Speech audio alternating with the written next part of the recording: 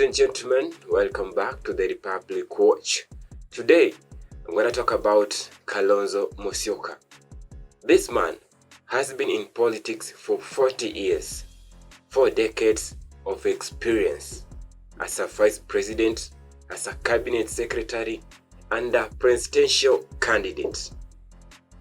Now, today, a one-term MP, a quarter-term deputy president is instructing him, giving him orders, and even demanding seats on his behalf. I may ask a question.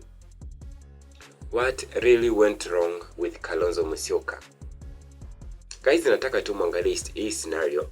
Like, mse umekuwa in politics for 40 years. Like, since 83, Kalonzo Musyoka has been in politics. Na tumemwona kwamba Kalonzo Musyoka has been in active politics since 1983, around 1983 up to date. That's 40 years down the line. But lately, we've seen him being instructed by a kid, just in quotes, by a kid. Unajiuliza swali ni kwa nini? Why Kalonzo Musyoka? Sometimes inamuonanga huruma because ana act so silent. Yani, he doesn't fight like a man who really wants power. Look at Rigathi Gachagua. We saw what Rigathi Gachagua said about his agreement with the Wiper Party that's led by Kalonzo Musyoka pale county ya Nairobi.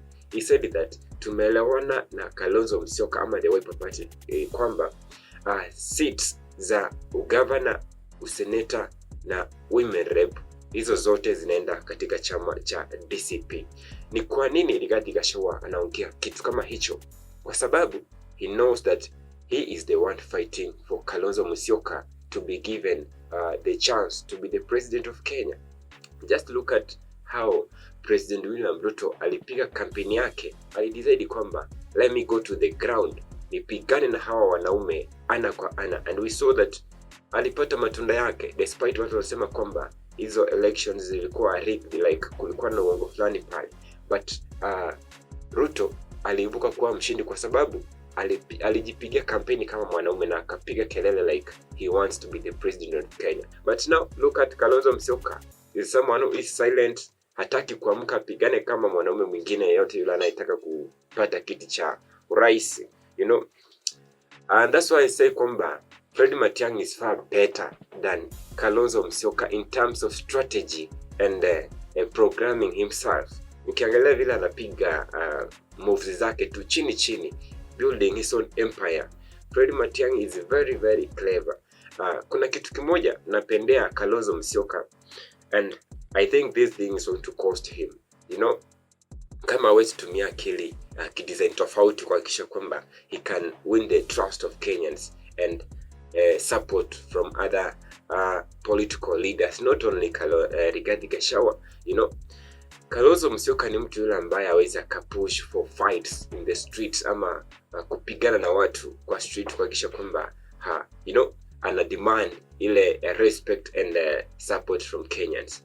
Si yule mtu anatumia lugha chafu. Of course, I know Kalonzo Musyoka ni mtu anafuata sheria sana. We've seen him talking about IEBC. Huenda ikaenda kuharibu mambo hapa mbeleni. If we start following this kind of stuff right now, we saw what happened to Raila Odinga. He used to fight that akisema kwamba IEBC kidogo hapa mbele huenda ikaenda ikifanya mambo ambayo hayafai.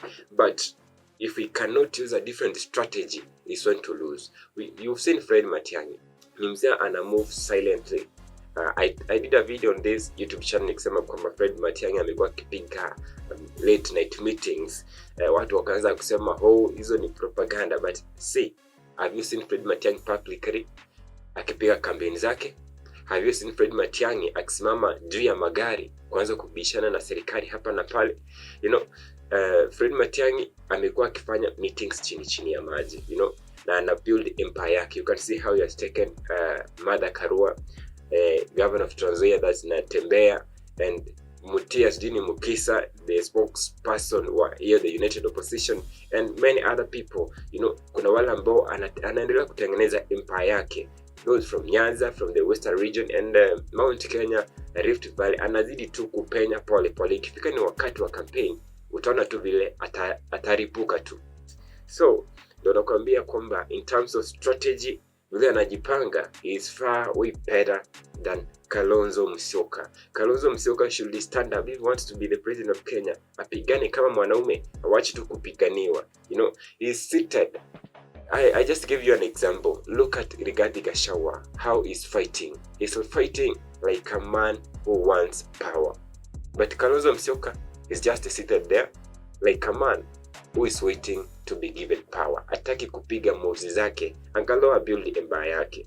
Sijaona kwamba Kalonzo Musyoka yuko na team like Fred Matiang'i is building a team right now. You know, Kalonzo Musyoka, he doesn't have a team. Wewe niambie ni team gani unajua kwamba Kalonzo Musyoka yuko nayo, ambao akisimama president peke yake without the support of Rigathi Gachagua atatikiza President William Ruto.